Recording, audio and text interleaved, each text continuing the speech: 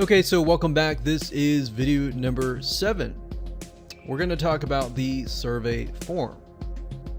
So what we're trying to figure out is how long your survey form should be, and in that thought process, it really depends on your buyer and their attention span. So I can't really say you have to ask them 5 questions or 10 questions or 20 questions.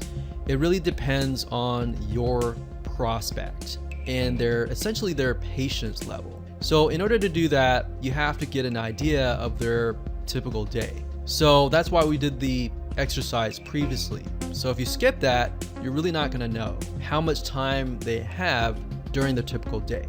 Now, if you go back and do that typical day exercise, it's going to reveal to you some things, and that will give you a better idea of, okay, their day is really busy. They're not going to sit down and take a 20 question survey, but they will definitely sit down and take a 5 or even 10 question survey. So like I said, I can't give you an exact number that is going to be required for every single person. It really depends, and you can arrive at a better educated guess by doing that exercise.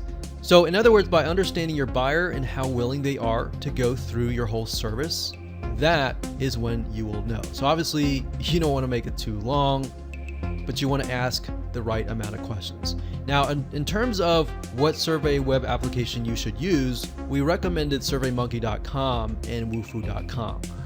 And the reason why we don't recommend every single survey form builder or quiz builder or anything out there is simply because for this to really work, you're going to need to have an option that will allow you to redirect people to different locations based on the questions that they answer. So going back to the father, the single woman, and the elderly couple. So we have 3 different choices.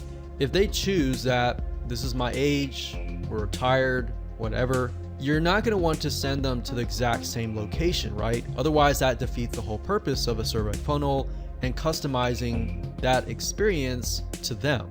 That's why not every single form builder or quiz builder is going to work.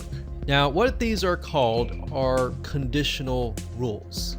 If a person says, yes, I'm an elderly couple, then send them here.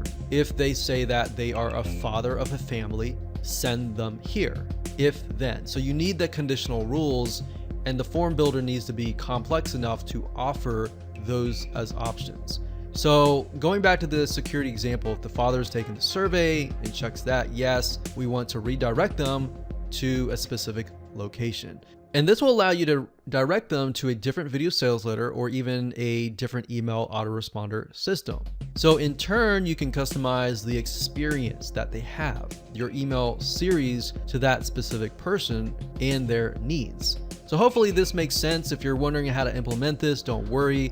We're going to talk about that in the upcoming videos. What we definitely recommend Wufoo.com or SurveyMonkey.com. Wufoo.com, I believe it's a little bit cheaper. You can start out with the basics, but just make sure that the plan that you choose has those conditional rules. Now, if you want to start out with the cheapest plan first, and then as you discover those different buyers, then you can switch up. So whatever works for you, go ahead and do that now. So now that we've covered that, it's very crucial to map out your survey funnel. In other words, what will it look like? And that's what we're going to do in the next video.